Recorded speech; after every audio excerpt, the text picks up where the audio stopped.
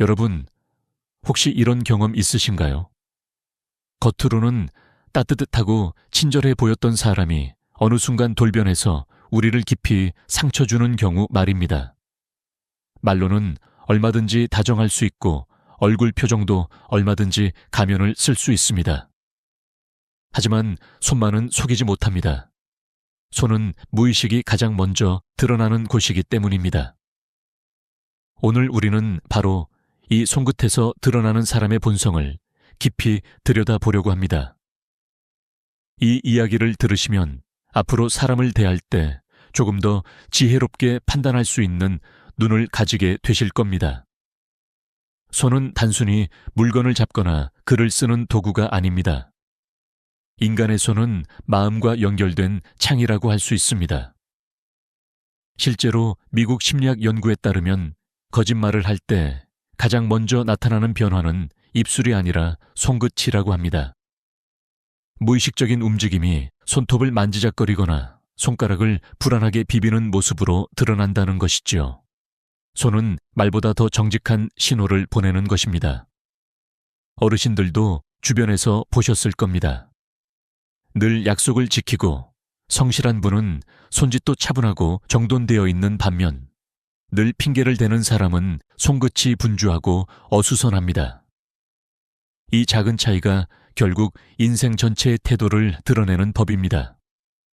우선 손톱을 한번 살펴보십시오. 깔끔하고 정돈된 손톱은 자기관리에 충실한 사람의 특징입니다. 물론 외형을 꾸미는 것 자체가 본성을 결정하지는 않습니다. 그러나 늘 세심하게 챙기는 태도는 작은 습관에서 비롯된 것이죠. 반대로 손톱이 지저분하거나 들쭉날쭉하다면 대체로 생활 속에서도 허술하거나 타인의 시선을 크게 신경 쓰지 않는 경우가 많습니다. 저도 젊었을 때 한 동료가 있었습니다. 겉으로는 일 잘하는 것 같았지만 중요한 발표 자리에서도 손톱이 부서지고 더러워 있었습니다. 시간이 지나자 그의 일 처리 역시 대충대충이었고 결국 팀 전체가 곤란을 겪었던 기억이 있습니다. 작은 손톱 하나가 마음의 태도를 보여준다는 것을 그때 뼈저리게 깨달았습니다. 다음으로는 대화 중 손을 만지작거리는 습관입니다.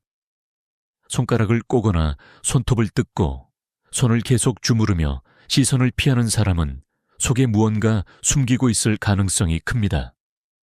불안과 조급함이 손끝으로 흘러나오는 것이지요. 이런 분과는 오래 관계를 맺기가 어렵습니다. 왜냐하면 언젠가는 그 숨겨진 속마음이 드러나기 마련이니까요. 실제로 서울의 한 심리 상담소에서 수십 년간 부부 갈등 사례를 연구한 결과 대화 중 손을 반복적으로 만지작거리는 습관이 있는 사람일수록 배우자와의 신뢰 문제를 더 자주 일으켰다는 보고가 있습니다. 작은 습관 하나가 관계 전체의 안정성에 영향을 미친다는 사실, 무섭지 않습니까? 또 한 가지 중요한 신호는 팔짱을 끼는 행동입니다. 많은 분들이 단순히 편해서 그러는 것 아니냐고 생각하시지만 사실은 마음을 닫고 거리를 두겠다는 무언의 신호일 수 있습니다. 특히 중요한 대화나 협상 자리에서 팔짱을 낀 사람은 이미 마음을 열 생각이 없다는 뜻으로 해석할 수 있습니다. 저도 평생을 살아오며 여러 번 이런 상황을 보았습니다. 항상 팔짱을 끼고 앉아있던 친척 어른 한 분은 결국 가족 간 대화에 잘 참여하지 않았고 혼자만의 세계에 갇혀 살아가셨습니다. 사소한 몸짓 같지만 사람의 태도를 그대로 드러내는 신호임을 알 수 있습니다. 그렇다면 손짓이 지나치게 큰 사람은 어떨까요? 말할 때마다 손을 크게 휘두르고 과장된 제스처를 쓰는 경우가 있습니다. 겉으로는 자신감 있어 보이지만 속으로는 나를 좀 인정해 달라는 불안과 갈증이 숨어 있는 경우가 많습니다. 학계에서도 같은 결론을 내립니다. 과도한 손동작은 허세와 불안의 다른 얼굴이라는 것입니다. 반대로 손짓이 부드럽고 자연스러운 사람은 속이 따뜻하고 여유로운 사람일 가능성이 높습니다. 여러분도 주변에서 경험해 보셨을 겁니다. 말은 크게 하지 않아도 손짓이 담담한 분은 늘 신뢰를 주고 그 사람 옆에 있으면 마음이 편안해집니다. 마지막으로 악수의 자세에서도 본성이 드러납니다. 손등을 위로 올려 상대의 손을 누르는 사람은 내가 위에 있다라는 무의식의 표시입니다. 반대로 손바닥을 위로 하여 상대의 손을 감싸주는 사람은 존중과 배려의 마음을 가진 사람입니다. 특히 수평으로 부드럽게 손을 내미는 사람은 같은 눈높이에서 대화하려는 성향을 보이지요. 작은 악수 한 번에 그 사람의 속마음이 드러난다는 사실 기억하셔야 합니다. 제가 젊은 시절 한 교수님을 처음 만났을 때 그분은 제 손을 따뜻하게 감싸며 수평으로 악수해 주셨습니다. 그 순간 저는 이미 그분이 존경할 만한 분임을 직감했고 실제로도 평생을 통해 많은 가르침을 받았습니다. 이처럼 손끝의 습관과 손동작은 단순한 제스처가 아니라 무의식의 거울입니다. 독일 철학자 쇼펜하워는 이렇게 말했습니다. 작은 습관이 그 사람의 인격을 드러낸다. 말은 얼마든지 포장할 수 있고 표정은 얼마든지 숨길 수 있습니다. 그러나 손만은 속이지 못합니다. 그러니 사람을 만날 때는 말보다 먼저 손을 보십시오. 그 손끝에서 그 사람의 본성이 고스란히 드러납니다. 여러분이 앞으로 누군가와 악수하거나 대화를 나눌 때 이 신호들을 떠올려 보시길 바랍니다. 작은 손동작 하나가 그 사람의 믿음직한 친구가 될지 아니면 거리를 두어야 할지를 알려줄 것입니다. 여러분, 얼굴은 사람의 마음을 감출 수 없는 거울입니다. 말은 얼마든지 꾸밀 수 있고 옷차림도 얼마든지 포장할 수 있지만 표정만큼은 순간의 진심이 스쳐 지나갑니다. 특히 눈과 입술, 미세한 근육의 떨림 속에는 우리가 숨기고 싶었던 속마음이 고스란히 드러납니다. 오늘은 이 얼굴 표정 속에 숨어있는 본성의 신호를 함께 살펴보겠습니다. 첫 번째로 눈이 웃지 않는 미소가 있습니다. 입꼬리는 올라가 있지만 눈과 근육은 그대로일 때 그 웃음은 가식일 가능성이 높습니다. 실제로 영국 글래스고 대학 연구팀이 처음 만난 사람들의 미세 표정을 분석했을 때 0.2초 동안 나타나는 눈가 움직임으로 상대의 진심을 80% 이상 맞췄다고 합니다. 저도 수십 년을 살면서 그런 웃음을 여러 번 보았습니다. 젊은 시절 거래처의 한 사람이 늘 환하게 웃었지만 눈은 차갑게 식어 있었지요. 결국 그는 약속을 지키지 않았고 그때의 눈빛이 거짓이었음을 나중에서야 깨달았습니다. 두 번째는 남의 실수에 미묘하게 웃는 표정입니다. 누군가 말을 더듬거나 작은 실수를 했을 때 눈가가 살짝 올라가며 즐거워하는 듯한 모습, 바로 우월감이 드러나는 순간입니다. 이는 단순한 웃음이 아니라 나는 너보다 낫다 라는 속마음을 반영합니다. 실제로 한국 사회학 연구에서도 타인의 실수에 웃음을 보이는 사람일수록 경쟁심이 강하고 인간관계에서 비교를 더 많이 한다는 결과가 있습니다. 이런 사람 곁에 오랫동안 있으면 결국 나까지 평가당하고 비교당하게 됩니다. 세 번째는 칭찬을 들었을 때의 눈동자입니다. 겉으로는 별거 아닙니다 하며 겸손한 듯 말하지만 시선이 불안하게 흔들리고 눈동자를 피하는 경우가 있습니다. 이건 인정 욕구가 강한 사람의 특징입니다. 처음에는 겸손해 보여도 시간이 지나면 왜 자신을 더 알아주지 않느냐는 불만으로 변할 수 있습니다. 제가 예전에 함께했던 후배 중에도 늘 겸손한 말을 했지만 칭찬받을 때마다 눈을 피하곤 했습니다. 결국 시간이 흐르자 그 후배는 주변의 관심을 받지 못한다며 서운함을 토로했고 관계가 점점 불편해졌습니다. 작은 눈빛 하나가 그 사람의 내면을 예고한 것이죠. 네 번째 신호는 잘못을 지적받을 때 나타납니다. 어떤 이는 고개를 숙이고 눈을 내리깔지만 사실은 속으로 변명을 준비하고 있는 경우가 많습니다. 하버드대 연구에 따르면 지적을 받을 때 시선을 피하는 사람일수록 책임 회피 성향이 높다고 합니다. 단순히 부끄러움이 아니라 마음속에 이미 핑곗거리를 찾고 있다는 뜻이지요. 우리도 가족이나 지인에게서 이런 모습을 본 적 있을 겁니다. 꾸중을 듣는 순간 눈을 피하는 아이가 결국 다른 사람이 먼저 그랬다 고 말하던 경험, 바로 그 예입니다. 다섯 번째는 과도하게 큰 웃음입니다. 별일 아닌데도 크게 웃고 때와 장소를 가리지 않고 웃음을 터뜨리는 사람. 겉으로는 밝아 보이지만 사실은 불안과 허세가 숨어 있는 경우가 많습니다. 미국 UCLA 연구소에서 수백 명의 웃음을 분석했는데 과장된 웃음을 자주 짓는 사람은 실제로 불안 지수가 더 높았다고 합니다. 이런 웃음은 타인의 시선을 끌기 위한 방어 기제이기도 합니다. 저 역시 젊은 시절 늘 크게 웃던 친구를 알고 있었습니다. 그는 누구보다 즐거워 보였지만 시간이 흐르자 외로움과 불안을 털어놓았지요. 그의 웃음이 스스로를 지키기 위한 가면이었음을 나중에서야 알게 되었습니다. 정리해 보겠습니다. 눈이 웃지 않는 미소는 가식의 신호이고 남의 실수에 웃는 표정은 경쟁심과 우월감을 드러냅니다. 칭찬을 들을 때 눈을 피하는 사람은 인정 욕구가 지나치고 지적받을 때 시선을 피하는 사람은 책임을 회피하려는 경향이 있습니다. 그리고 과도하게 크게 웃는 사람은 불안과 허세가 숨어 있습니다.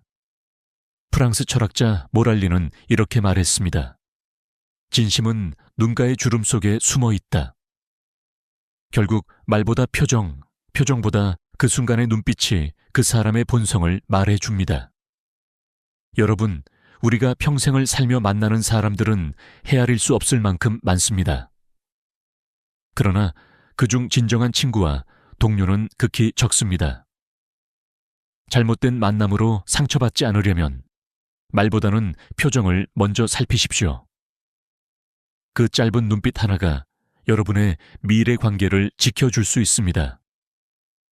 여러분, 우리가 평생을 걸으며 살아온 길을 돌아보면 발자국마다 삶의 흔적이 남아 있습니다.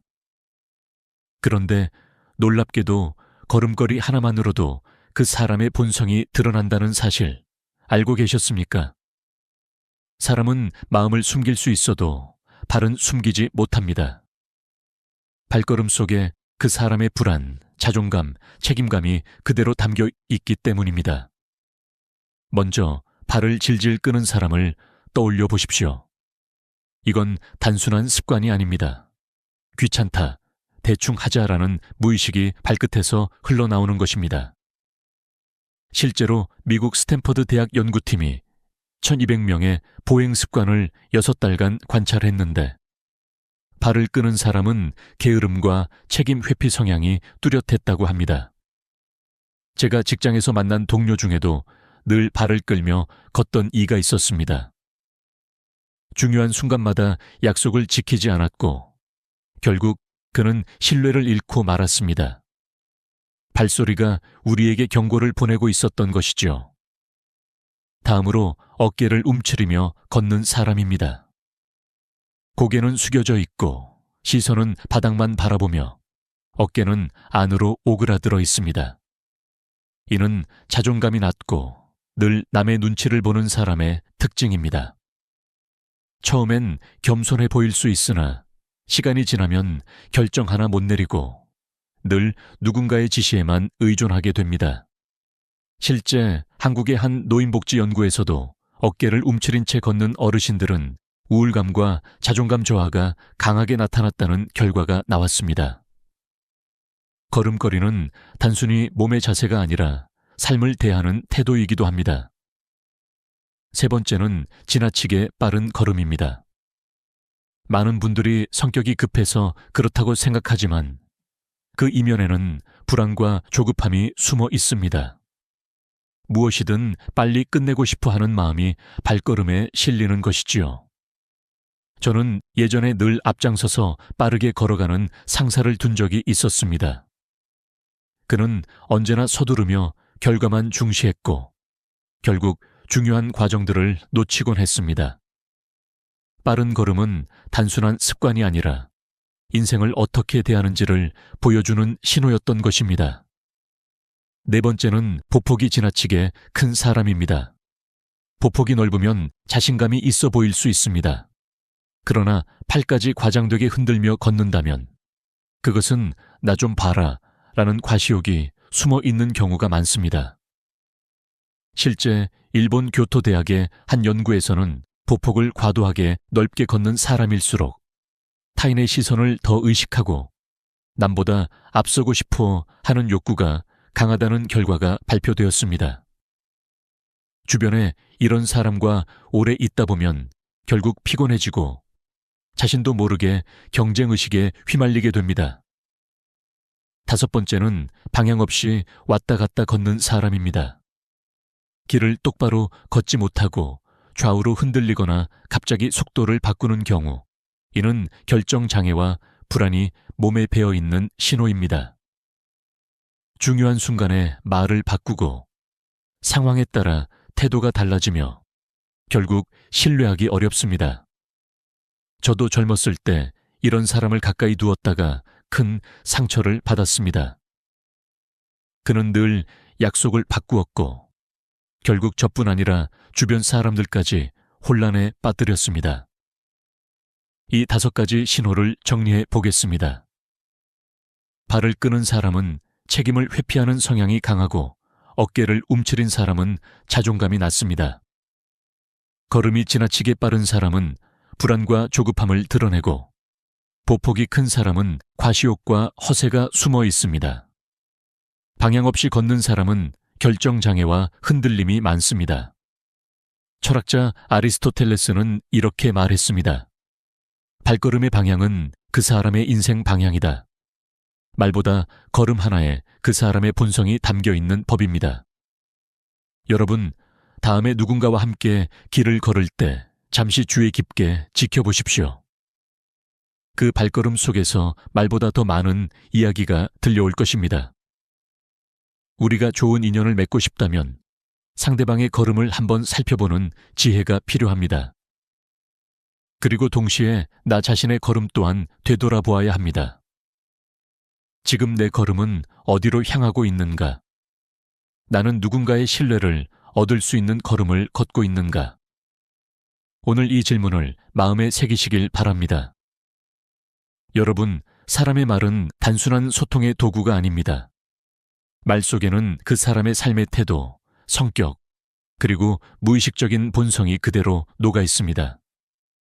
옷차림은 꾸밀 수 있고 표정도 연기할 수 있지만 말버릇만큼은 감출 수 없습니다.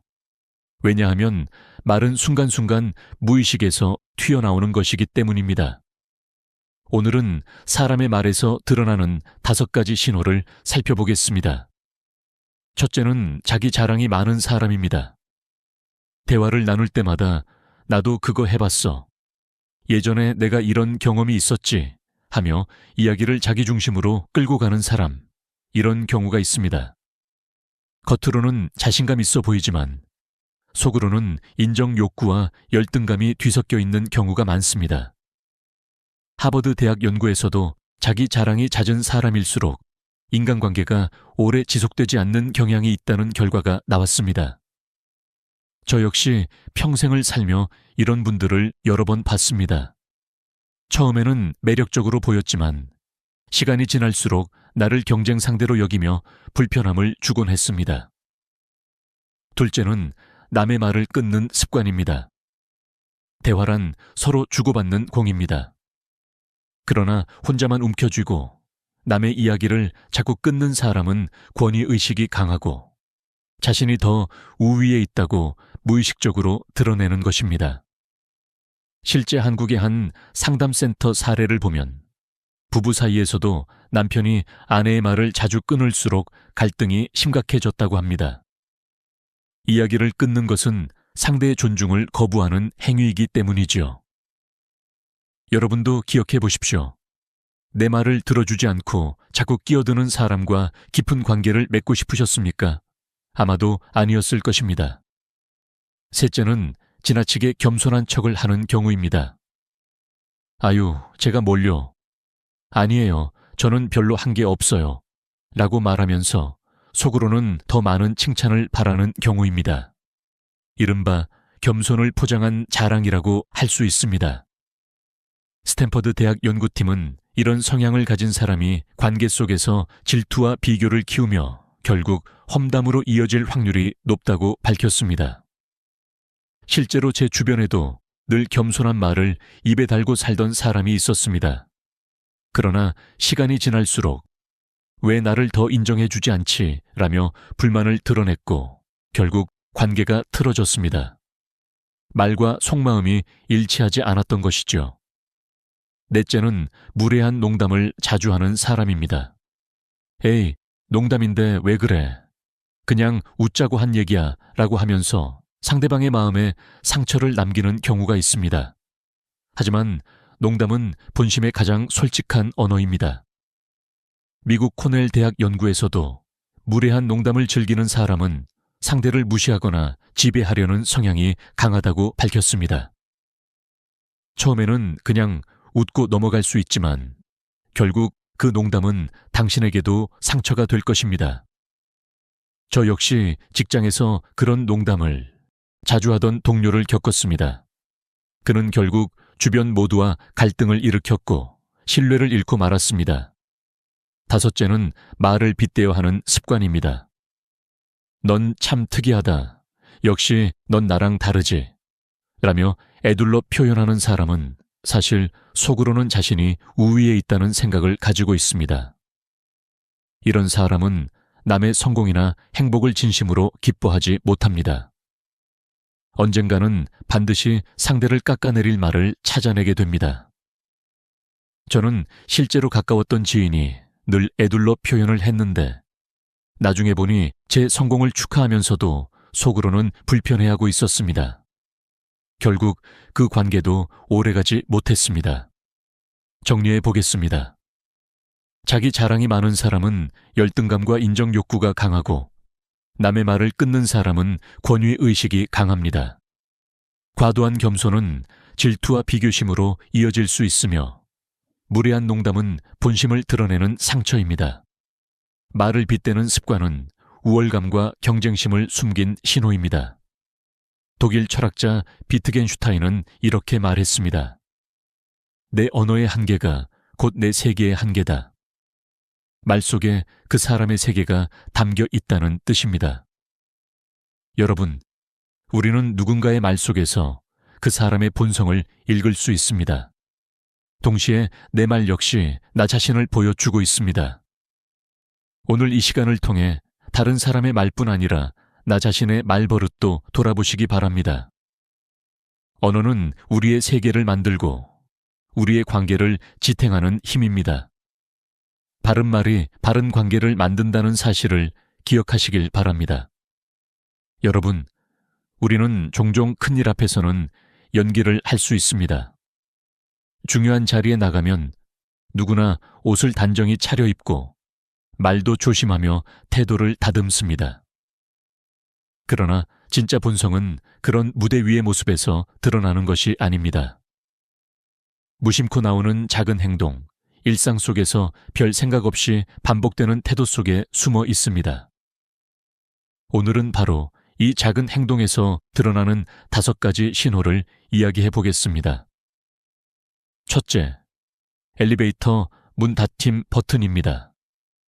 눈앞에서 누군가 뛰어오는데도 굳이 문 닫힘 버튼을 누르는 사람. 이건 단순한 성격 문제가 아니라 무의식 속에 내 편의가 먼저다 라는 태도가 자리 잡고 있는 경우입니다. 미국 콜롬비아 대학 연구팀이 500쌍의 커플과 친구 관계를 관찰한 결과 이런 작은 행동 하나가 신뢰대에 미치는 영향이 말보다 4배 이상 크다는 사실이 밝혀졌습니다. 저 역시 회사에서 이런 상황을 본 적이 있습니다. 늘 문을 먼저 닫아버리던 사람은 결국 동료들의 신뢰를 잃고 말았지요. 작은 행동이지만 결국 사람의 본심을 드러내는 신호였습니다. 둘째, 식당이나 카페에서 종업원에게 무례하게 대하는 사람입니다. 이것은 사람을 판단하는 가장 빠른 필터라고 할 수 있습니다. 자기보다 약한 사람에게 무례하게 대하는 이는 결국 언젠가 당신에게도 같은 태도를 보입니다. 미국 코넬 대학 연구에 따르면 종업원에게 함부로 대하는 사람은 대인관계에서 자기중심적이고 문제 상황에서 책임을 피하려는 경향이 강했습니다. 저도 평생을 살아오면서 이 점을 뼈저리게 느꼈습니다. 겉으로는 친절해 보이던 한 친구가 식당에서 직원에게 무시하는 말을 했을 때 제 마음은 이미 멀어지고 있었습니다. 작은 장면 하나가 관계의 진실을 보여주는 법입니다. 셋째, 남의 물건을 허락 없이 만지는 습관입니다. 이건 뭐야? 라며 남의 소지품에 함부로 손을 대는 사람. 이는 경계심이 없고 타인을 존중하지 않는 태도의 표현입니다. 작은 행동 같지만 이런 사람은 결국 가까운 관계에서도 상대의 경계선을 무너뜨리려 듭니다. 실제 한국의 한 가족 상담 사례에서도 자녀의 물건을 허락 없이 사용하는 부모가 있을 때 아이는 강한 불신과 분노를 키우며 관계가 악화된다고 보고했습니다. 작은 습관 같지만 결국 큰 상처로 이어지는 것입니다. 넷째, 대화 중에 스마트폰을 보는 행동입니다. 대화는 서로의 마음을 주고받는 시간인데 상대방이 말할 때 핸드폰을 들여다본다면 무의식적으로 나는 너보다 이게 더 중요하다 라는 메시지를 전하는 셈입니다. 하버드대 연구에서는 대화 중 스마트폰을 확인하는 습관이 있는 사람은 상대에게서 신뢰를 잃을 확률이 2배 높다고 밝혔습니다. 저도 후배와 중요한 대화를 나눌 때 그가 계속 휴대폰을 들여다보는 모습을 보고 마음이 차갑게 식었던 적이 있습니다. 결국 대화는 끊어지고 관계도 소원해졌습니다. 다섯째, 작은 부탁을 귀찮아하는 태도입니다. 물 한 잔만 부탁해도 될까? 그거 잠깐만 건네줄래? 이런 작은 부탁에 짜증을 내거나 귀찮아하는 사람은 상대방을 배려할 마음이 부족한 경우가 많습니다. 미국 UCLA 연구소에서 6개월간 인간관계를 추적한 결과 작은 부탁을 자연스럽게 들어주는 사람이 장기적으로 더 깊은 신뢰를 얻는다는 사실이 드러났습니다. 결국 사소한 친절이 큰 관계를 지탱하는 힘이 되는 것입니다. 저는 오래 알고 지낸 한 친구가 늘 작은 부탁에도 웃으며 응해주는 모습을 보며 그가 진심으로 믿을 만한 사람이라는 것을 확신하게 되었습니다. 정리해 보겠습니다. 엘리베이터 문 닫힘 버튼을 누르는 사람은 자기 이익을 우선하는 사람이고 종업원에게 무례한 사람은 약자에게 갑질하는 성향이 있습니다. 남의 물건을 허락 없이 만지는 사람은 경계를 존중하지 못하고 대화 중 스마트폰을 보는 사람은 상대를 존중하지 않습니다. 작은 부탁을 귀찮아하는 사람은 따뜻함이 부족한 사람입니다. 독일 철학자 니체는 이렇게 말했습니다. 사람의 인격은 작은 행동에서 가장 선명하게 드러난다. 큰 말보다 작은 행동 하나가 진짜 얼굴을 보여준다는 뜻입니다. 여러분, 우리가 만나는 사람을 제대로 알고 싶다면 그들의 말보다, 표정보다, 손보다 작은 행동을 먼저 보십시오. 그리고 동시에 우리 자신의 작은 행동도 돌아봐야 합니다. 내가 누군가에게 어떤 신호를 보내고 있는지, 내 사소한 태도가 상대의 마음에 어떤 흔적을 남기고 있는지 늘 생각해 보시길 바랍니다. 작은 행동 하나가 평생의 인연을 만들 수도 있고 무너뜨릴 수도 있습니다. 여러분, 지금까지 손, 표정, 걸음걸이, 말버릇, 그리고 작은 행동을 통해 사람의 본성이 어떻게 드러나는지 살펴보았습니다. 그렇다면 이런 습관들이 곧바로 운명처럼 고정되어 있는 걸까요? 저 사람은 원래 저래, 평생 못 바꿔 라는 말을 흔히 하지만 과연 진실일까요? 결론부터 말씀드리겠습니다. 아닙니다. 인간은 충분히 변할 수 있습니다. 뇌는 놀라울 만큼 유연하고 반복되는 경험 앞에서 새롭게 만들어집니다. 미국 UCLA 행동변화연구소에서 진행한 흥미로운 실험이 있습니다. 1000명의 참가자를 두 그룹으로 나누었지요. A그룹은 단순히 참아라, 자제해라 라는 훈련만 시켰습니다. 그러나 B그룹에게는 억지로 참으려 하지 말고 내가 이 습관을 또 하고 있다는 걸 스스로 알아차려라. 그리고 그 순간 다른 행동을 시도해보고 기록해라라고 안내했습니다. 3개월 뒤 결과는 충격적이었습니다. A그룹은 14%만이 습관을 바꾸었지만 B그룹은 무려 76%가 성공했습니다. 참는 힘보다 알아차림과 기록이 훨씬 강력하다는 것이지요.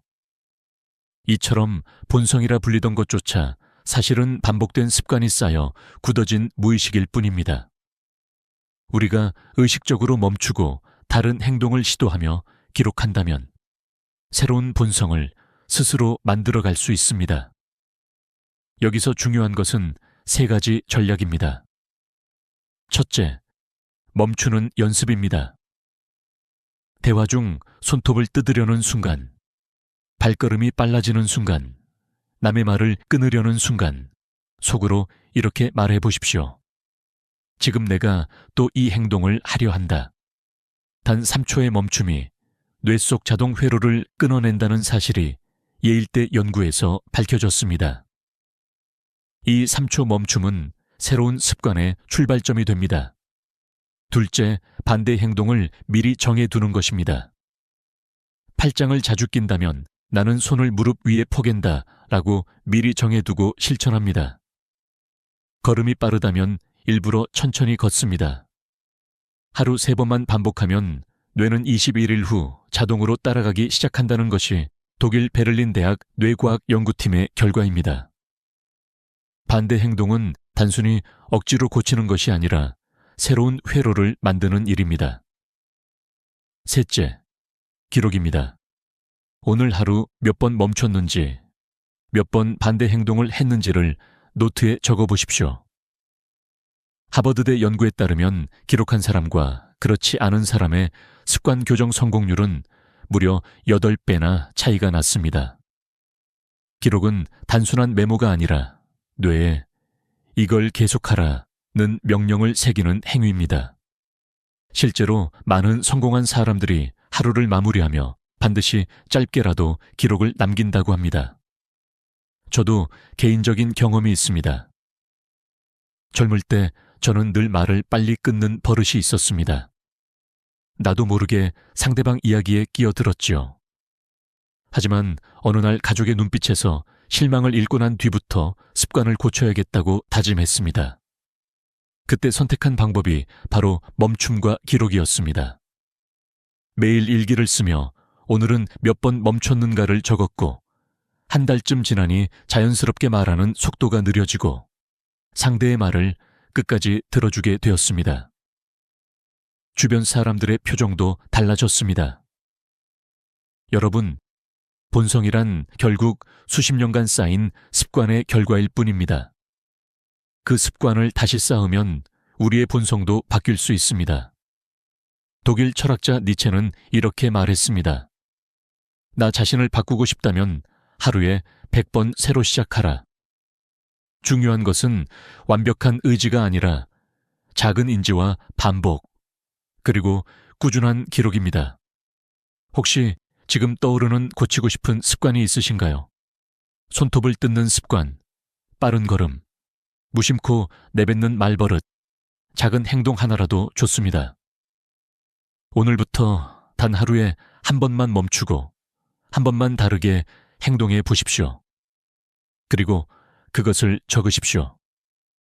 6달 뒤 여러분은 전혀 다른 모습으로 성장해 있을 것입니다. 이것이 오늘 우리가 나눈 마지막 신호이자 동시에 희망의 메시지입니다. 사람의 본성은 결코 돌에 새겨진 문장이 아닙니다. 우리가 어떻게 살아가느냐에 따라 어떤 습관을 쌓느냐에 따라 언제든 새로 쓰일 수 있는 이야기입니다. 그러니 주저하지 말고 오늘 이 순간부터 다시 시작해 보시길 바랍니다. 식사는 단순히 에너지를 보충하는 시간이 아니라 사람의 성격과 인격을 엿볼 수 있는 기회입니다. 우리는 식사 중에 발생하는 작은 행동들을 통해 다른 사람의 본성을 읽을 수 있습니다. 예를 들어 음식을 먹는 방식이나 음식에 대한 반응, 그리고 다른 사람들과의 상호작용 등은 그 사람의 성격을 잘 보여줍니다. 이러한 상황을 통해 우리는 많은 사람들의 숨겨진 특성을 알 수 있습니다. 한 예로, 식당에서 음식을 기다리는 동안 불평을 하는 손님을 상상해 보세요. 음식이 늦게 나오자마자 종업원을 향해 짜증을 내고 자신의 불만을 쏟아내는 사람을 보았을 때 그 사람의 성격을 어느 정도 알 수 있습니다. 하지만 이는 단순히 식사에서의 하나의 작은 행동일 뿐입니다. 이런 작은 행동들이 그 사람의 깊은 성격과 태도를 드러낸다는 사실은 우리가 식사에서 중요한 가치를 배울 수 있는 이유입니다.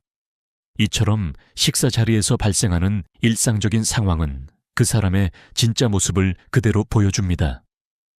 예를 들어 음식을 먹을 때의 속도나 소리, 그리고 불만을 표현하는 방식은 그 사람의 인내심, 배려심, 그리고 다른 사람과의 관계에서의 태도를 드러냅니다. 그래서 식사는 단순한 음식의 섭취가 아닌 사람의 성격을 엿볼 수 있는 중요한 순간입니다. 특히 중요한 자리에서는 더욱 그 사람이 드러나기 쉽습니다. 가족 모임이나 중요한 회의에서 식사 중 발생하는 작은 행동들이 그 사람의 본성을 그대로 보여줍니다. 음식을 대할 때 우리는 그 사람의 인격, 배려, 그리고 평소 태도를 알 수 있습니다. 식사 중에 누군가를 존중하는 행동을 보면 그 사람이 얼마나 따뜻한 마음을 가진 사람인지 알 수 있습니다. 따라서 식사 자리에서의 행동은 단순한 일상적인 행동이 아니며 사람의 진짜 성격을 판단할 수 있는 중요한 순간임을 기억해야 합니다.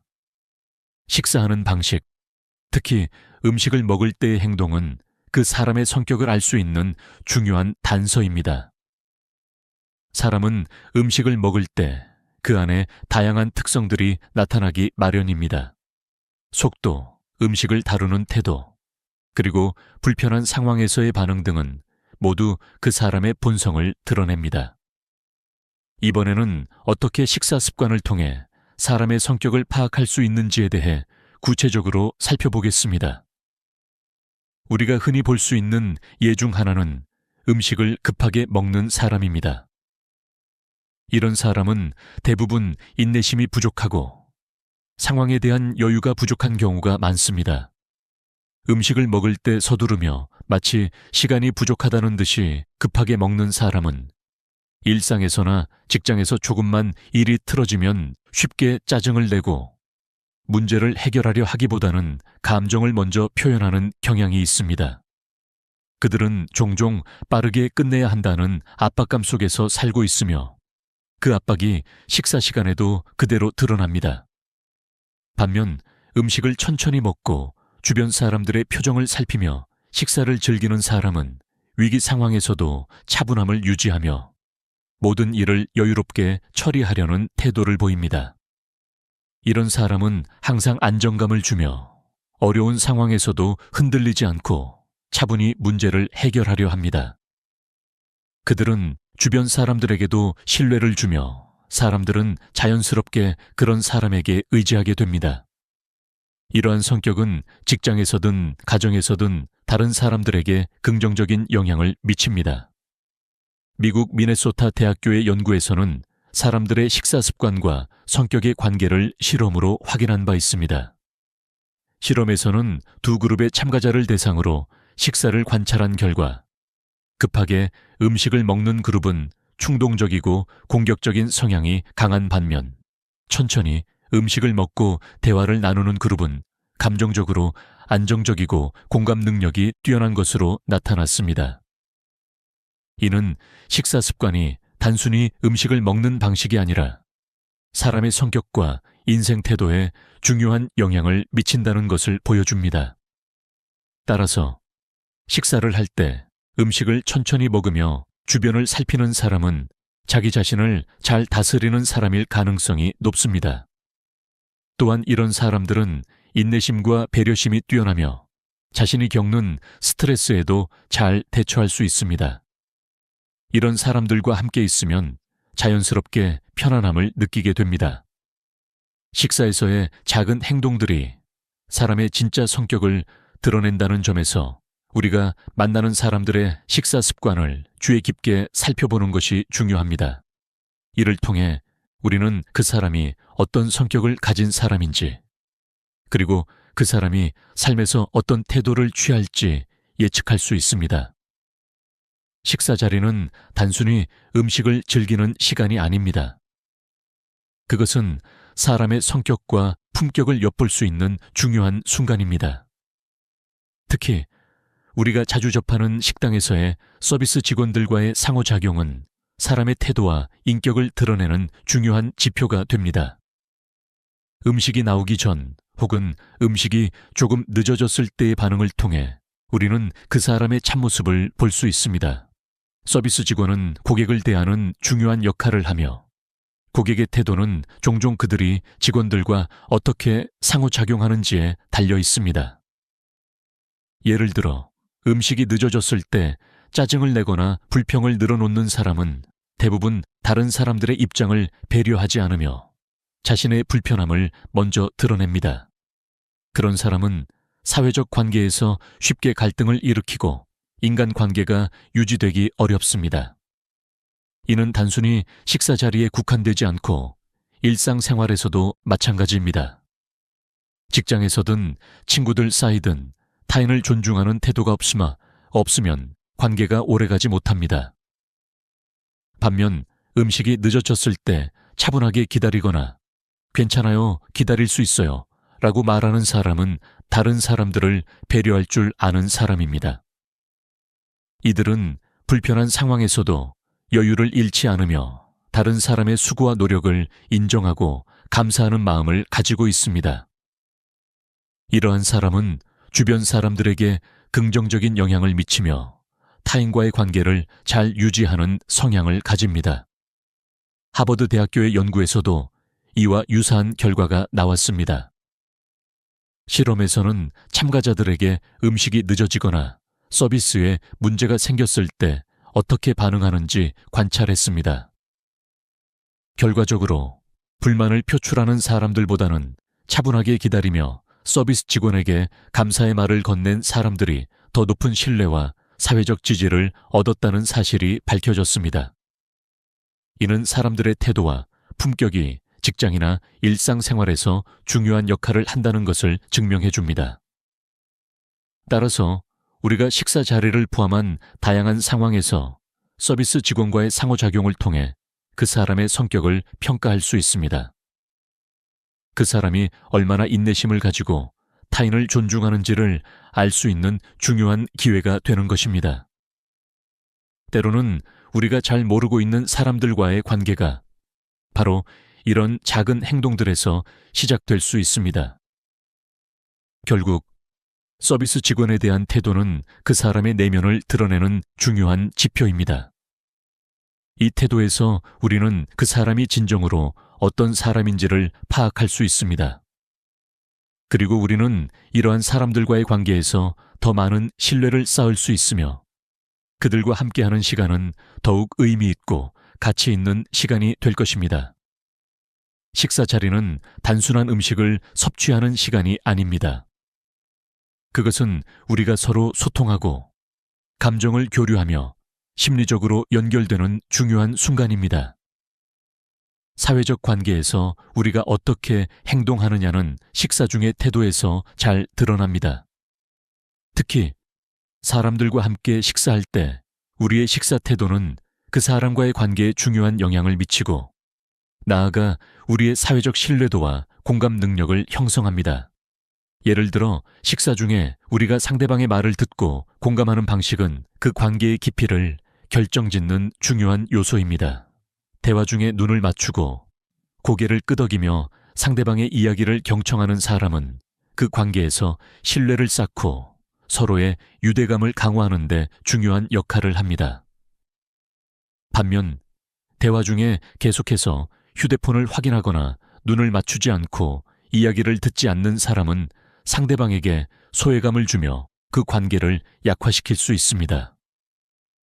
이처럼 식사 중에 작은 행동들이 관계의 미래를 결정짓는 중요한 열쇠가 되는 것입니다.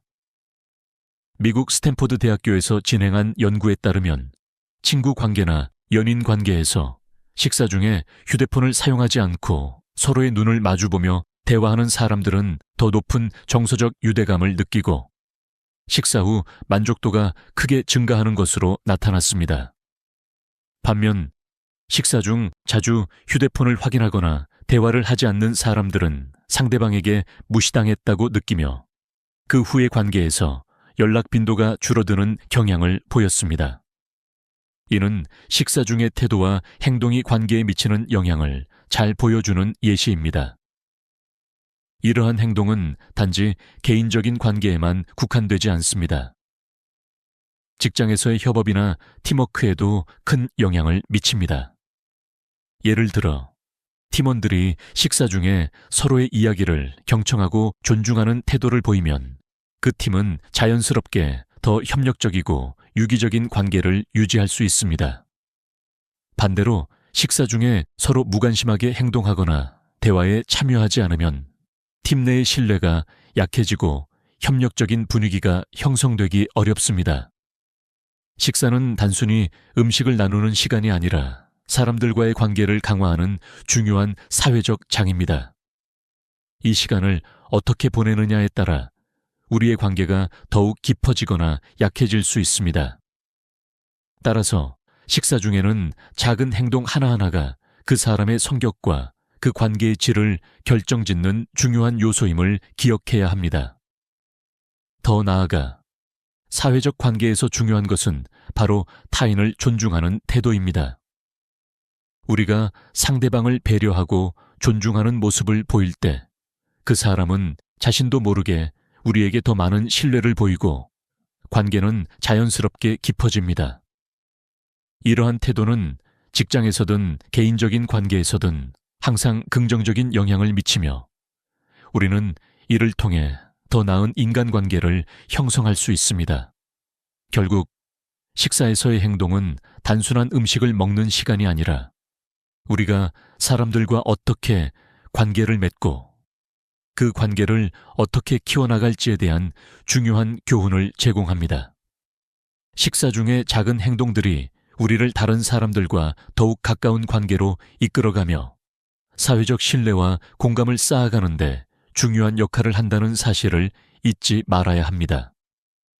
사람의 품격은 특히 자기보다 약한 사람을 대하는 태도에서 가장 잘 드러납니다.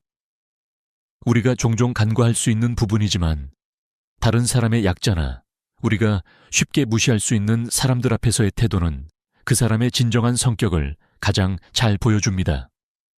식사 자리에서 우리는 종종 서비스 직원이나 다른 손님들, 심지어는 자신의 가족 앞에서도 그 사람의 품격을 확인할 수 있습니다. 그가 누구와 함께 있는지, 그리고 그 사람을 어떻게 대하는지에 따라 그 사람의 인격이 드러나기 때문입니다. 이 부분에서 중요한 것은 자신보다 사회적 지위가 낮거나 직위가 낮은 사람에게 어떻게 대하는지에 따라 그 사람의 진짜 모습이 나타난다는 점입니다. 예를 들어 식당에서 음식을 준비하는 종업원이나 서비스를 제공하는 직원들에 대한 태도는 그 사람의 인격을 드러내는 중요한 요소입니다. 우리가 서비스를 받는 사람들에게 얼마나 존중과 배려를 하는지에 따라 그 사람의 내면이 드러나는 것입니다. 하버드 대학교의 실험에서도 이를 입증할 수 있습니다. 연구팀은 참가자들에게 서로 다른 지위의 사람들과 함께 식사를 하게 했습니다. 높은 지위의 사람 앞에서는 대부분의 참가자들이 예의 바르게 행동하고 존중하는 태도를 보였습니다. 그러나 지위가 낮은 사람 앞에서는 불만을 드러내거나 무시하는 태도를 보인 사람들이 많았습니다. 이러한 결과는 우리가 사회적 지위나 권력이 있는 사람 앞에서는 겸손해지고 예의 바르지만 약자나 지위가 낮은 사람 앞에서는 그 태도가 바뀌는 경향이 있다는 것을 시사합니다. 이런 태도는 단지 식사 자리에서만 나타나는 것이 아닙니다. 일상적인 생활에서도 우리가 만나는 사람들의 성격을 평가할 때 그들이 어떻게 약자를 대하는지 혹은 자신보다 격이 낮은 사람들에게 어떻게 행동하는지에 따라 그 사람의 진짜 성격을 알 수 있습니다. 약자 앞에서 존중을 잃지 않는 사람은 그 어떤 상황에서도 사람들 사이에서 존경을 받을 가능성이 높습니다. 반면 약자 앞에서 무시하거나 불쾌한 태도를 보이는 사람은 그들의 품격이 낮아 보일 수 있습니다. 여기서 중요한 점은 약자를 대하는 태도가 그 사람의 품격을 결정짓는다는 것입니다. 철학자 칸트는 약자 앞에서 존중을 잃는 자는 스스로 인생의 격을 잃는다고 말했습니다. 이는 단지 철학적 논의에 그치지 않고 우리 삶에서도 중요한 교훈을 줍니다. 다른 사람을 존중하고 배려하는 태도는 결국 우리 자신을 더욱 높은 품격을 가진 사람으로 만들어줍니다. 약자 앞에서의 존중은 단순히 외적인 행동이 아니라 내적인 태도와 가치관을 바탕으로 한 실천입니다. 따라서 우리가 사람들을 대할 때 그 사람이 힘이 없거나 지위가 낮다고 해서 그들에게 무시하거나 불쾌한 태도를 보이지 말아야 합니다. 오히려 그들과의 관계에서 존중을 잃지 않고 그들에게 감사를 표하는 태도를 가지는 것이 중요합니다. 이 태도가 쌓이면 우리는 주위 사람들에게 긍정적인 영향을 미치며 더 나아가 우리 자신의 인격을 고양시킬 수 있습니다. 결국 약자 앞에서의 태도는 그 사람의 인격을 평가할 수 있는 중요한 기준입니다. 우리는 약자에게 어떤 태도를 보이느냐에 따라 자신의 품격을 스스로 결정짓는 것입니다. 사람을 대하는 태도에서 가장 중요한 점은 바로 배려입니다. 배려하는 사람은 언제나 존경을 받으며 그 사람의 삶은 더 따뜻하고 더 많은 사람들의 신뢰를 얻게 됩니다. 식사 자리에서 우리는 그 사람의 성격과 인간관계를 알 수 있는 중요한 단서를 얻을 수 있습니다. 우리가 식사하면서 자연스럽게 드러나는 태도들은 우리 삶에 중요한 교훈을 제공합니다. 이 부분에서는 식사 중 나타나는 행동들을 통해 우리가 배울 수 있는 중요한 인생의 교훈들을 다루겠습니다. 이 교훈들은 단지 사회적 관계뿐만 아니라 개인적인 삶에도 큰 영향을 미칩니다. 첫 번째 교훈은 바로 인내입니다. 식사 자리에서 음식이 늦어지거나 음식이 입맛에 맞지 않으면 사람들은 다양한 반응을 보입니다. 어떤 사람은 차분하게 기다리며 그 상황을 여유롭게 받아들이고 또 다른 사람은 불평과 불만을 토로합니다. 그러나 인내심을 갖고 기다리는 사람은 결국 더 좋은 결과를 얻습니다. 인내는 우리 삶에서 중요한 덕목이며 급하게 결과를 얻으려고 하는 태도보다는 차분하게 기다리는 것이 더 큰 성취를 이끌어낸다는 교훈을 줍니다. 특히 직장에서나 인생의 중요한 결정을 내릴 때 인내심을 가지고 기다리는 것이 더 나은 결정을 할 수 있게 만듭니다. 두 번째 교훈은 배려입니다. 다른 사람을 배려하는 태도는 모든 인간관계에서 매우 중요한 역할을 합니다. 식사 중에 음식을 나누고 음식을 덜어주는 행동, 혹은 다른 사람의 기분을 살피는 행동은 그 사람의 성격을 잘 보여줍니다. 배려하는 사람은 상대방의 감정을 이해하고 그들의 입장을 고려하는 사람입니다. 이런 사람은 항상 긍정적인 에너지를 전파하며 관계를 강화하는 데 중요한 역할을 합니다. 또한 배려하는 태도는 직장 내 협업에서도 중요한 역할을 합니다. 동료들에게 도움을 주고 그들의 말을 경청하는 것이 협력의 시작입니다. 세 번째 교훈은 감사의 표현입니다. 식사 후에 잘 먹었습니다 라는 간단한 말을 전하는 것만으로도 사람들 간의 관계가 더욱 돈독해질 수 있습니다. 감사의 표현은 우리가 상대방을 인정하고 존중하는 방식입니다. 이것은 단지 식사 자리에 국한되지 않고 일상에서도 매우 중요한 요소입니다. 직장에서든 가정에서든 감사의 말을 자주 표현하는 사람은 다른 사람들에게 신뢰를 얻고 그들의 마음을 얻을 수 있습니다. 또한 감사의 표현은 사람들 간의 긍정적인 관계를 구축하는 데 필수적입니다. 작은 감사의 말 한마디가 큰 변화를 일으킬 수 있습니다. 네 번째 교훈은 진정성입니다. 우리가 식사 중에 보여주는 진정성은 우리의 인격을 가장 잘 나타냅니다. 음식을 서둘러 먹거나 불평을 하거나 다른 사람과의 대화에서 진심을 다하지 않는다면 그 사람은 결국 진정성 없는 행동을 하고 있다는 인상을 줄 수 있습니다. 반대로 음식을 즐기며 주변 사람들과 진지하게 대화하고 진심으로 감사를 표현하는 사람은 그 자체로 진정성을 보여줍니다. 진정성을 가진 사람은 결국 더 많은 사람들에게 신뢰를 받으며 관계에서 더 많은 긍정적인 영향을 미칩니다. 마지막으로 긍정적인 태도입니다. 식사 중에 불편한 상황이 생기면 대부분의 사람들은 그것을 불평으로 이어갑니다. 하지만 긍정적인 태도를 유지하고 웃음을 잃지 않는 사람은 그 상황을 더 잘 이겨낼 수 있습니다. 긍정적인 태도는 직장에서든 일상생활에서든 문제를 해결할 수 있는 열쇠가 됩니다.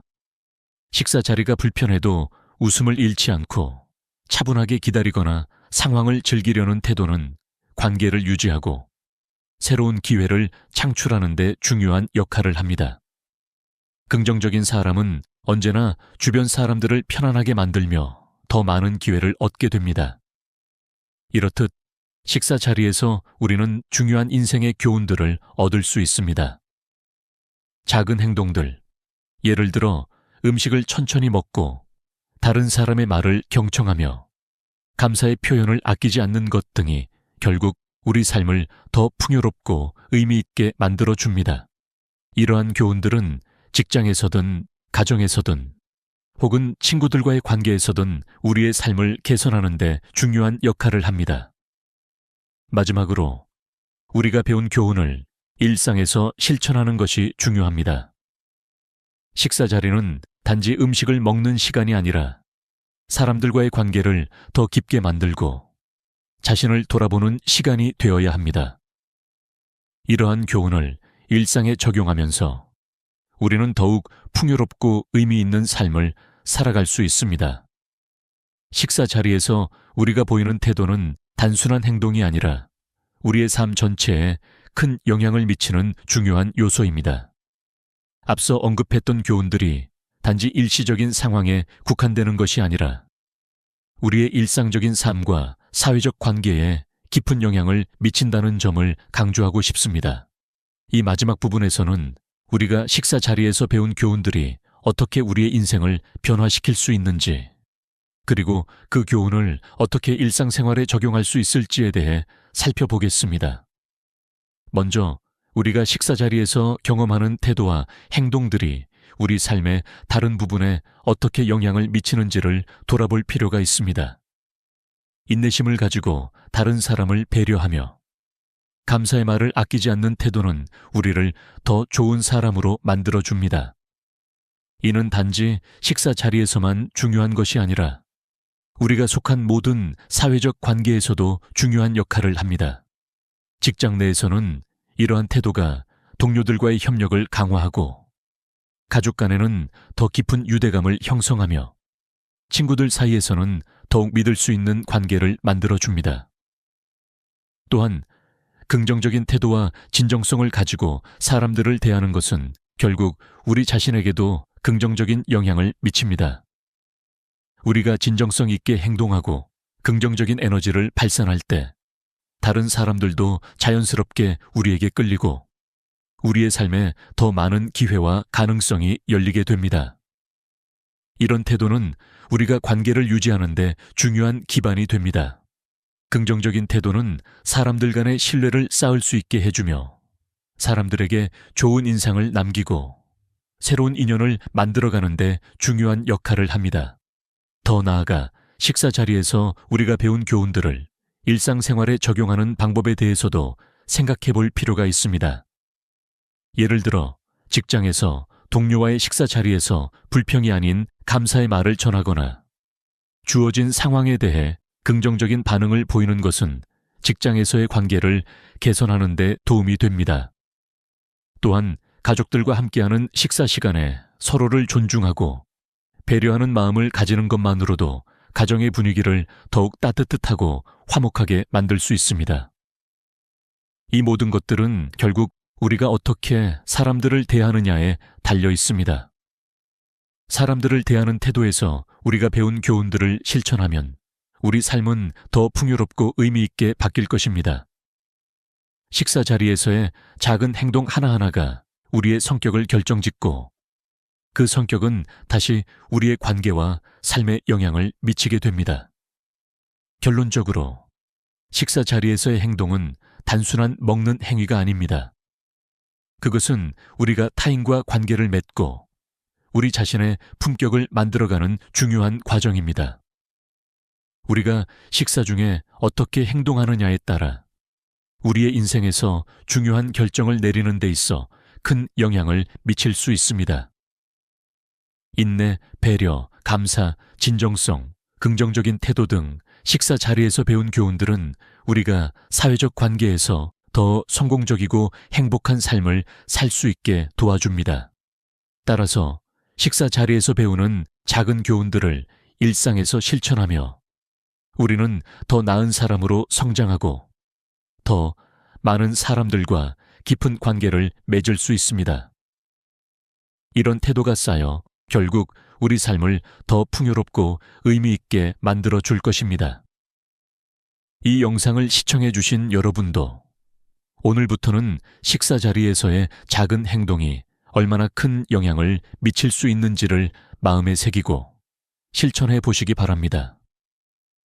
작은 배려가 큰 변화를 만들어냅니다. 이 교훈을 삶에 적용하면서 여러분의 인간관계와 삶의 질이 한층 더 향상될 것입니다. 마지막으로 이 영상이 여러분에게 도움이 되었기를 바랍니다. 여러분의 경험과 생각을 댓글로 나눠주세요. 또한 구독과 좋아요를 눌러주시면 앞으로도 더 많은 유익한 콘텐츠를 제공할 수 있습니다. 여러분의 소중한 연결이 저에게 큰 힘이 됩니다. 감사합니다. 우리 모두는 인생을 살아가면서 오랜 시간 함께 해온 사람들과의 관계에 큰 가치를 두죠. 그 사람들과 나눈 수많은 추억들이 있기 때문에 그 관계는 어떤 때는 너무나 소중하게 느껴집니다. 특히 우리가 나이가 들면서 그 관계는 더 깊고 중요한 의미를 지니게 됩니다. 그런데 그런 오랜 관계가 가끔은 상처를 주기도 합니다. 오늘 이야기할 주인공은 평생을 가족을 위해 헌신하며 살아온 한 여성입니다. 그녀는 자식들을 위해 많은 것을 희생했고 그 대가로 자식들이 자신을 돌봐주기를 바랬습니다. 그런 그녀의 가장 큰 자랑은 바로 자식들이었습니다. 그런데 어느 날 40년 된 친구와의 대화에서 모든 것이 뒤집히게 됩니다. 이 친구는 그녀의 자식들과 그녀의 삶을 끊임없이 비교하면서 그녀에게 상처를 주기 시작했습니다. 우리 애들은 참 효자야. 매달 용돈도 주고 집도 사준다더라. 너는 왜 그 정도도 못 받냐? 그런 말들을 듣고 난 후 주인공은 마음속에서 큰 충격을 받습니다. 그녀는 지금까지 가족을 위해 최선을 다하며 살아왔다고 믿었지만 이 친구의 말은 그녀에게 깊은 상처를 안겨주었습니다. 처음에는 웃어 넘기려 했습니다. 하지만 친구는 반복적으로 그런 말을 계속하며 주인공을 의식하지 않게 무심코 비교하고 깎아내리곤 했습니다. 그런 이야기가 반복될 때마다 주인공은 점점 더 불편해지고 자신이 과연 지금까지 살아온 방식이 옳았는지 의문을 가지기 시작했습니다. 내가 이렇게 살아온 게 맞았을까? 친구는 왜 나를 이렇게 평가하는 걸까? 이 질문들이 그녀의 마음을 복잡하게 만들었고, 결국 그녀는 한 가지 결정을 내리게 됩니다. 더 이상 자신을 불편하게 만드는 관계에서 벗어나야겠다고 결심한 것입니다. 하지만 40년을 함께 해온 친구를 그렇게 쉽게 끊을 수 있을까요? 그런 고민 속에서 주인공은 계속해서 마음속에서 갈등하며 결정을 내리기까지 많은 시간이 걸리게 됩니다. 이제 우리는 이 이야기를 통해 그 친구와의 관계에서 느낀 감정의 변화를 따라가며 나아가 자신을 위한 삶을 살아가기 위한 방법을 알아보려 합니다. 우리가 오랫동안 관계를 유지해온 사람에게 실망을 느끼는 순간 그 충격은 말로 표현할 수 없을 정도로 큽니다. 특히 그런 사람은 우리의 인생에서 중요한 존재였기 때문에 그 실망의 감정은 더 깊고 아픕니다. 이제 주인공은 오랜 친구로부터 받은 상처에 대해 생각하기 시작합니다. 그녀는 지금까지 그 친구에게 너무 많은 기대를 걸어왔습니다. 40년 동안 함께 해온 친구였으니 당연히 그녀는 그 친구가 자신을 이해하고 위로해 줄 것이라고 믿었습니다. 하지만 현실은 달랐습니다. 친구는 자신이 겪고 있는 어려움과 아픔에 대해 이야기할 때마다 대신 자주 불편한 비교를 했습니다. 그녀의 자식들과 그녀의 삶을 끊임없이 비교하며 너는 왜 그렇게 하지 않느냐라는 말을 반복한 것입니다. 그런 말은 한 번이 아니었습니다. 점차적으로 주인공은 그 친구의 말에 상처받고 있다는 것을 깨달았습니다. 친구가 자신을 위로하기는커녕 그 친구의 말은 오히려 자신을 더욱 불안하게 만들었습니다. 내가 이렇게 해온 게 잘못된 걸까? 내가 그동안 너무 내 자식들에게만 신경을 썼던 건 아닐까? 그녀는 점점 자신을 돌아보며 그동안의 삶에 대해 깊이 생각하게 되었습니다. 이제 주인공은 현실을 마주해야 했습니다. 그동안 자신은 가족과 자식들에게 헌신해왔고 그 대가로 사랑과 배려를 받기를 바랐습니다. 그러나 현실은 다르게 돌아갔습니다. 자식들은 자주 연락을 하지 않고 용돈을 줄 거라는 기대도 허황된 꿈처럼 느껴졌습니다. 그저 엄마, 요즘 바쁘니까 자주 연락하지 마세요 라는 말뿐이었습니다.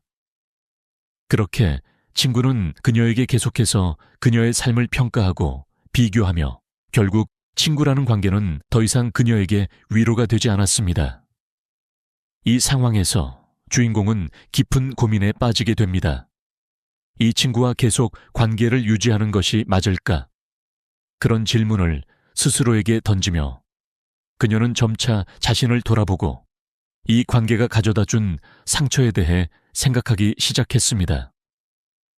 결국 그녀는 큰 결정을 내리게 됩니다. 더 이상 불편한 관계에서 벗어나기로 한 것입니다. 이 결정을 내리는 과정은 쉽지 않았습니다. 40년 동안 쌓인 우정과 추억이 한순간에 사라지는 듯한 느낌이 들었습니다. 하지만 그녀는 결국 자신을 더 이상 괴롭히지 않기로 결심합니다. 이 순간이 그녀의 인생을 바꾸는 중요한 전환점이 된 것입니다. 40년을 함께한 친구와의 관계에서 상처를 받은 후 주인공은 이제 자신의 삶을 되돌아보며 큰 결정을 내리기로 합니다. 그동안 그녀는 모두를 위해 살았고 가족과 자식들을 위한 삶에 전념해 왔습니다. 그런데 이 모든 것이 결국 자신을 위한 삶이 아닌 다른 사람을 위한 삶이었다는 것을 깨달은 것입니다. 내가 이렇게 살아온 게 맞았을까? 이 질문은 점차 그녀의 마음을 계속해서 갉아먹었습니다. 주인공은 이제 더 이상 남들에게 맞추는 삶을 살지 않겠다고 결심합니다. 그렇다고 해서 그녀가 자식들에게 사랑을 주지 않겠다는 뜻은 아닙니다. 하지만 그녀는 이제 자신의 감정과 욕구도 소중하게 여길 필요가 있다는 사실을 깨닫기 시작한 것입니다. 자신을 돌보는 일이 얼마나 중요한지 깨달은 주인공은 자신이 그동안 너무 많이 희생했다는 생각이 들었습니다. 그녀는 이제 더 이상 그 누구에게도 자신을 희생하지 않겠다고 결심합니다. 과거에 가족을 위해, 친구를 위해, 남을 위해 살았던 그녀는 이제 자기 자신을 위한 삶을 살기로 마음먹었습니다. 이런 깨달음을 얻기까지 주인공은 많은 시간이 걸렸습니다. 그동안의 삶을 돌아보며 그녀는 왜 그렇게 살았을까라는 자문을 계속해서 하게 되었습니다. 그녀가 가족을 위해서만 살았던 이유는 자신이 그들을 사랑했기 때문입니다. 하지만 그 사랑이 이제는 지나치게 자신을 억누르고 결국 그녀를 괴롭히고 있다는 사실을 알게 된 것입니다. 이 깨달음은 그녀에게 큰 충격이었지만 동시에 큰 해방감을 주기도 했습니다. 이제 주인공은 더 이상 자신을 억누르지 않겠다고 결심합니다. 그녀는 자신이 원하는 삶을 살기로 했습니다. 나이를 먹으면서 이제는 그녀 자신도 존중받을 자격이 있다고 느끼게 된 것입니다. 그리고 이 과정에서 주인공은 자신이 그동안 너무 많이 기대고 또 자신에게 너무 많은 책임을 지우고 있었다는 사실을 알게 되었습니다. 이 깨달음은 그녀에게 중요한 전환점을 맞이하게 해주었습니다. 그녀는 이제 자식들이나 친구들의 기대에 맞추는 삶을 넘어서서 자신이 진정으로 원하는 것을 찾아 나가기 시작합니다. 자기 자신을 위한 삶을 살겠다고 결심한 순간, 그녀는 마음속 깊은 곳에서 느낀 평온함과 자유로움을 경험하게 됩니다. 하지만 이런 결정을 내리기까지 주인공은 큰 용기가 필요했습니다. 40년을 함께해온 친구와의 관계를 끊는다는 것은 결코 쉬운 일이 아니었습니다. 그동안의 추억과 이야기가 한순간에 사라지는 것 같은 기분이 들었을 것입니다. 그러나 주인공은 더 이상 그런 관계에 얽매이지 않기로 결심했습니다. 그녀는 이제 자신의 삶을 살아갈 준비가 되었기 때문입니다.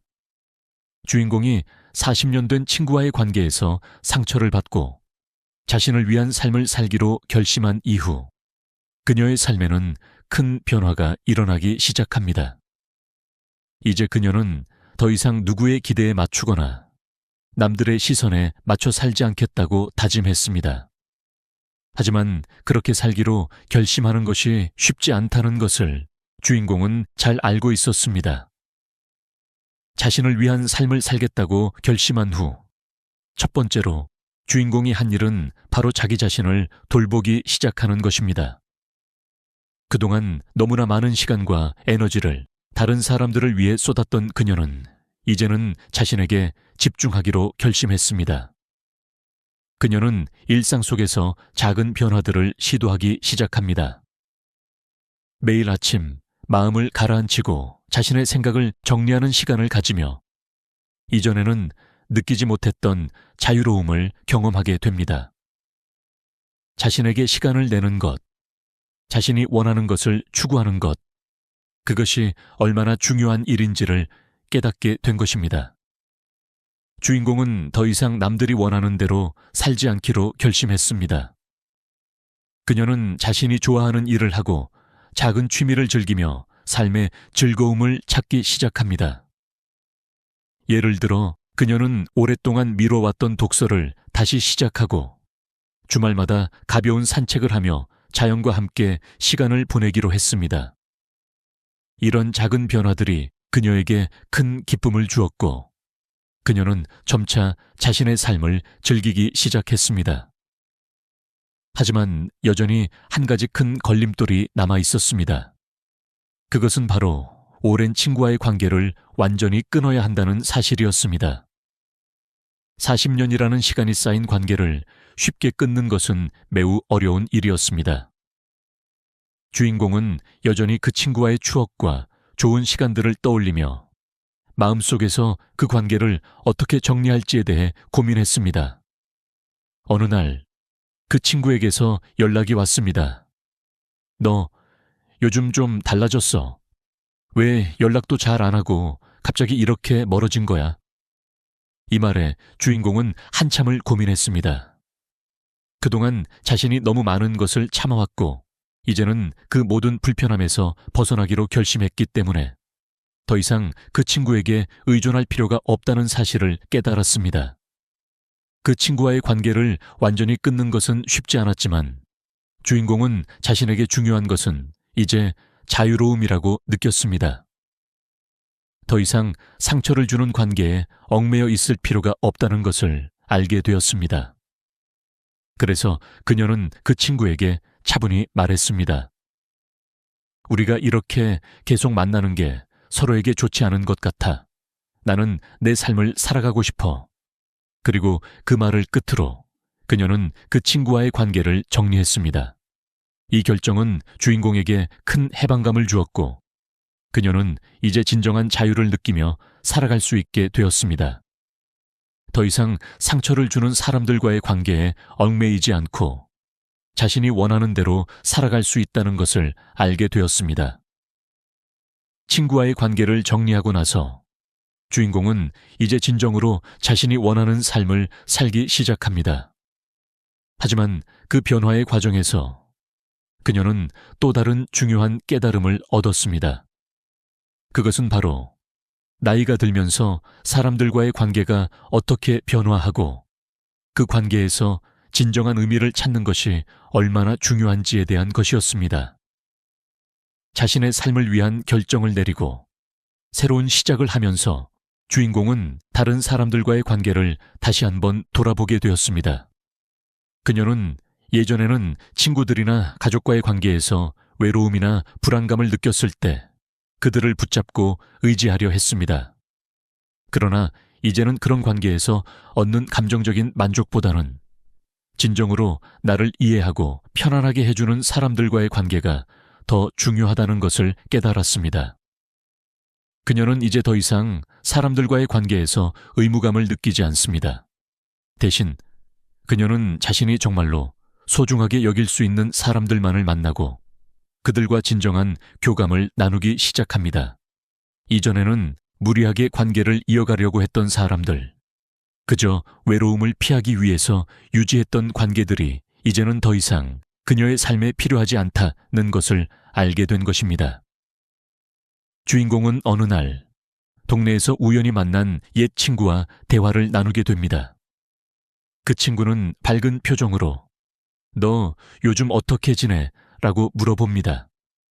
이 대화는 주인공에게 새로운 느낌을 주었습니다. 그동안 자신의 감정을 나누기 어려웠던 많은 사람들과 달리 이 친구는 그녀에게 부담을 주지 않았고 그저 자연스럽게 이야기를 나누었습니다. 주인공은 그 순간 진정으로 편안한 관계란 이런 것이구나 라는 생각을 하게 됩니다. 그날 이후로 주인공은 더 이상 사람들이 자신에게 기대는 관계를 유지하려 하지 않게 됩니다. 오히려 그녀는 자신의 삶을 더욱 즐기기 위해 새로운 사람들과의 만남을 시도하기 시작했습니다. 동네 작은 독서 모임이나 사진을 찍으면서 SNS를 통해 사람들과 소통하기도 했습니다. 그런 활동들을 통해 그녀는 새로운 사람들과의 관계를 맺으며 그 관계들이 점차적으로 그녀의 삶에 기쁨을 더해주고 있다는 사실을 깨닫게 되었습니다. 진정한 인간관계는 의무감이 아니라 서로가 자연스럽게 편안하게 교감할 수 있는 관계에서 시작된다는 것을 알게 된 것입니다. 이전에는 관계를 이어가기 위해 많은 에너지를 쏟았지만 이제는 자신이 편안하게 지낼 수 있는 사람들과만 함께하며 그들에게 소중한 가치를 나누고 있습니다. 그리고 그녀는 이러한 새로운 관계들이 그녀의 삶에 활력을 불어넣어 주고 있다는 사실에 감사하게 생각합니다. 또한 주인공은 이러한 변화의 과정에서 자신에게 더 많은 시간을 할애하고 나이가 들어도 여전히 새로운 취미와 관심사를 찾아 나갈 수 있다는 희망을 가지게 되었습니다. 예전에는 가족과 친구들을 위해 살았지만 이제는 자신을 위해 그리고 자신이 좋아하는 것을 하며 삶을 채워가고 있습니다. 그녀는 더 이상 그저 누군가에게 기대지 않고 스스로 만족을 찾아가는 방법을 배우게 되었습니다. 주인공은 이제 나이가 들어가면서 사람들과의 관계에서 무엇이 중요한지, 그리고 자신이 진정으로 원하는 삶이 무엇인지를 깨닫게 되었습니다. 그녀는 더 이상 외부의 기대나 다른 사람의 시선에 맞추는 삶을 살지 않겠다고 결심한 이후 점차적으로 자신의 삶을 적극적으로 재조정하기 시작했습니다. 그리고 그녀는 깨달았습니다. 진정한 행복은 외부에서 얻는 것이 아니라 자기 자신을 이해하고 자신이 원하는 것을 따르며 살아갈 때 얻어진다는 것을. 이 모든 변화는 주인공에게 중요한 교훈을 안겨주었습니다. 바로 자신을 위한 삶. 이야말로 나이가 들수록 가장 중요한 가치라는 것이었습니다. 가족을 위해 살고 친구를 위해 살고 때로는 타인의 기대에 맞추기 위해 살아온 그녀는 결국 그 삶에서 자신을 잃어버리고 있다는 사실을 알게 되었습니다. 이제 그녀는 자신이 원하는 대로 자신이 행복할 수 있는 방식으로 삶을 살아가기로 결심한 것입니다. 그녀는 자주 혼자 시간을 보내면서 자신이 좋아하는 활동을 찾아가고 있습니다. 예를 들어 주말마다 자주 산책을 하거나 새로운 책을 읽으며 평온한 시간을 보냅니다. 그리고 이런 작은 변화들이 그녀에게 큰 만족을 가져다 주었으며 그녀는 매일매일 점차적으로 더 나은 자신을 만나고 있다는 기쁨을 느끼고 있습니다. 또한 주인공은 건강을 관리하는 데에도 많은 신경을 쓰기 시작했습니다. 나이가 들어감에 따라 건강이 가장 중요한 자산이라는 것을 깨달았기 때문입니다. 그녀는 정기적인 운동을 시작했고 식습관도 건강하게 바꾸었습니다. 그녀는 이제 몸과 마음이 모두 건강한 삶을 살 수 있도록 노력하고 있습니다. 그녀의 변화는 단순히 외적인 것뿐만 아니라 내적인 변화도 함께 일어나고 있습니다. 그리고 주인공은 자신에게 중요한 3가지 요소가 있다는 것을 깨달았습니다. 첫째, 경제적 자립입니다. 그녀는 경제적인 안정이 있으면 다른 사람에게 의존하지 않고 자유롭게 살 수 있다는 것을 알게 되었습니다. 둘째, 건강입니다. 건강이 없다면 아무리 돈이 많고 좋은 관계를 맺어도 의미가 없다는 것을 깨달았습니다. 마지막으로 3번째는 자신을 위한 시간을 갖는 것입니다. 그녀는 이제 자기 자신을 돌보는 것이 가장 중요한 일임을 절실히 느끼고 있습니다. 이러한 깨달음은 그녀의 삶을 더욱 풍요롭고 만족스럽게 만들어 주었습니다. 이전에는 외부의 시선과 다른 사람들의 기대에 맞추려고 했던 그녀가 이제는 자신만의 길을 걸어가며 진정으로 행복한 삶을 살아가고 있습니다. 그녀는 이제 타인의 평가를 신경 쓰지 않고 자신이 원하는 삶을 살아가기로 마음먹었습니다. 이제 주인공은 다른 사람들에게도 이러한 삶의 교훈을 전하고 싶어 합니다. 그녀는 더 이상 외로움이나 불안감을 느끼지 않습니다. 대신 자신의 삶을 잘 살아가는 법을 배우고 그것을 통해 자신이 행복할 수 있다는 것을 깨달았기 때문입니다. 그녀는 이 경험을 바탕으로 다른 사람들도 자기 자신을 돌보고 행복을 추구하는 삶을 살 수 있도록 응원하고 있습니다. 주인공은 이제 완전히 변화된 삶을 살고 있습니다. 더 이상 과거의 부담감에 얽매이지 않고 자기 자신을 위한 시간을 가지며 삶을 살아가고 있습니다. 그녀는 지난날의 자신을 돌아보며 이제는 진정으로 나 자신을 위한 삶을 살고 있다는 확신을 가지고 있습니다. 그동안 자신을 희생하고 남을 위해 살아온 시간이 있었지만 이제 그 시간이 그녀에게 무엇을 가져다 주었는지를 명확히 알게 되었습니다. 결국 자신을 위한 삶이 가장 중요하다는 사실을 깨달은 것입니다. 그녀는 혼자서도 충분히 행복할 수 있다는 믿음을 갖게 되었습니다. 물론 주변의 사람들과 관계를 맺고 사랑을 주고받는 것도 중요하지만 무엇보다 중요한 것은 자기 자신을 이해하고 존중하는 것이었습니다.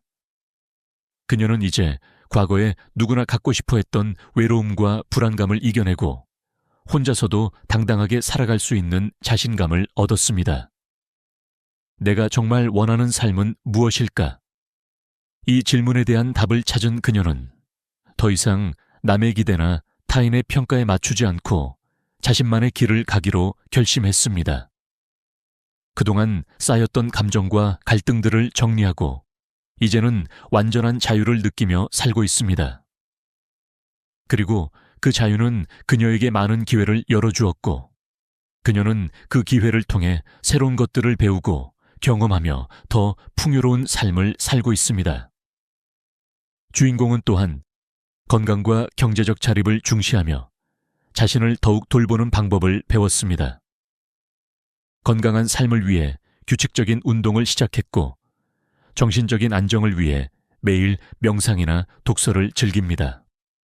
또한 경제적인 독립을 위해 꾸준히 자산 관리를 하며 불필요한 소비를 줄이고 자신만의 재정적인 자유를 추구하고 있습니다. 그녀는 이제 모든 결정을 스스로 내리며 자신의 삶을 주도하는 법을 배웠습니다. 과거에 살았던 방식과는 다른 더 행복하고 만족스러운 삶을 살아가는 그녀의 모습은 매우 인상적입니다. 그녀는 이제 주변 사람들에게도 이런 삶의 방식을 전파하고 싶어 하며 자신과 같은 삶을 살아갈 수 있도록 격려하고 있습니다. 결국 그녀는 진정으로 자신을 위한 삶을 살기로 결심했기 때문에 다른 사람들에게도 그 방법을 알려주고 모두가 자신을 존중하고 행복을 추구할 수 있는 삶을 살도록 돕고 싶어 합니다. 그녀는 더 이상 과거의 갈등과 상처에 얽매이지 않고 자신의 길을 걸어가며 행복을 추구하는 법을 깨달았습니다. 마지막으로 이 이야기를 통해 얻을 수 있는 교훈은 바로 자기 자신을 위한 삶을 살아라는 것입니다. 나이가 들수록 우리는 더 이상 타인의 기대에 맞추며 살지 않아도 된다는 사실을 깨닫게 됩니다. 우리가 살고 있는 시간은 한정되어 있고 그 시간을 어떻게 쓸지는 결국 우리의 선택에 달려 있습니다. 자기 자신을 위한 삶을 살 때 우리는 진정한 행복을 찾을 수 있습니다. 따라서 여러분도 이 이야기를 기억하고 자신을 돌보며 더 나은 삶을 살아가기를 바랍니다. 우리가 무엇을 원하고 어떤 삶을 살고 싶은지 스스로에게 질문을 던져보세요. 그리고 그 답을 찾았을 때 그 답을 따르는 용기를 가지세요. 우리 모두는 혼자서도 충분히 행복할 수 있습니다. 오늘부터 여러분도 자신을 위한 삶을 살아가세요. 그리고 그 길에서 진정한 자유를 찾을 수 있기를 바랍니다.